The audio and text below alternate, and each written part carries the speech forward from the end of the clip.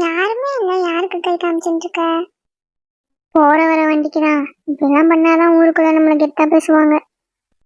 அப்போ ஓகே, நானும் கட்டுறேன். Hi aunty. பாரு, இன்னொரு வண்டி. தம்ஸ் அப் காட்டு, தம்ஸ் அப் காட்டு. ம். லைட் போறது ஜாலியா இருக்குல்ல? ஜாலியா தான் இருக்கு. ஆனா என்னாலதான் கண்ணை திறக்க முடியல. என்ன? சிக்கி, மழை துளியெல்லாம் அட்டாக் மோட்ல இருக்கு போலடா.